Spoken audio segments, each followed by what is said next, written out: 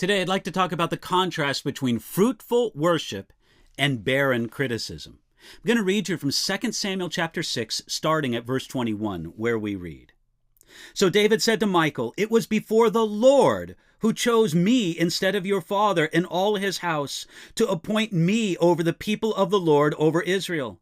Therefore I will play music before the Lord.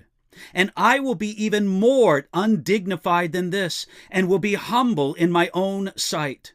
But as for the maidservant of whom you have spoken, by them I will be held in honor.' Therefore Michal, the daughter of Saul, had no children to the day of her death." It was a great day. The Ark of the Covenant came to Israel, into Jerusalem, in all obedience and honor to the Lord. On that day, David didn't wear his royal robes. He wore a linen ephod. It was sort of an apron or a tunic, and he danced before the Lord with the priests in the procession. David's wife, Michal, didn't like it. 2 Samuel chapter 6, verse 16 says that she despised him in her heart when she saw him in the procession. And in verse 20 of the same chapter, she sarcastically criticized her husband. How glorious was the king of Israel today, uncovering himself in the eyes of the maids of his servants, as one of the base fellows shamelessly uncovers himself. Some think this means that David was immodest and danced in his underwear. Now that isn't so. 1 Chronicles chapter 15, verse 27 tells us exactly what David wore. Quoting that passage, it says this, "David was clothed with a robe of fine linen, as were all the Levites who bore the ark, the singers, and Chananiah the music master with the singers. David also wore a linen ephod." You see, Michal didn't criticize David's lack of modesty. She criticized his humility. On this great day of celebration, David set aside his royal robes and dressed just like everyone else in the procession. Michal looked down from her window and saw it. David dressed and danced just like everyone else. When David heard those biting words of sarcastic criticism, he didn't let it ruin his day. He simply answered, "It was before the Lord." David did it for the Lord, not for himself, not for others in the procession, and not for Michal. He did it for God. David didn't let Michal's proud attitude bother him. He just kept his focus on God.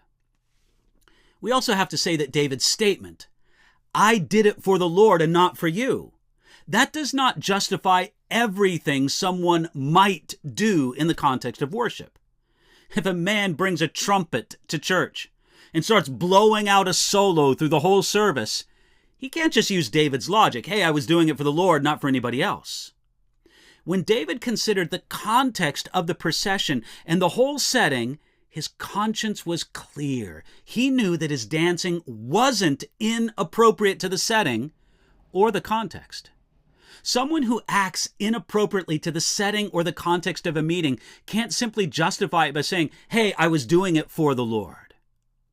Then David went deeper in his reply to Michal. He said that he would be even more humble in his own sight. This shows that what David did was humbling to him. He didn't dance to show how spiritual he was to other people. Yet David knew that whatever Michal's opinion of him was, it couldn't be more humble than his own view of himself.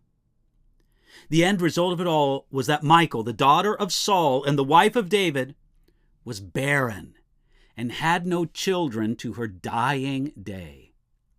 Her barrenness was not necessarily the result of divine judgment. It may be that David never had marital relations with her again. Nevertheless, the principle stands that there is often barrenness in the life and the ministry of those who are overly critical, especially those who criticize out of pride. Take a little bit of time to think about it. Are you more like David, an exuberant, humble worshiper before God, or more like Michal, a sideline critic who becomes barren?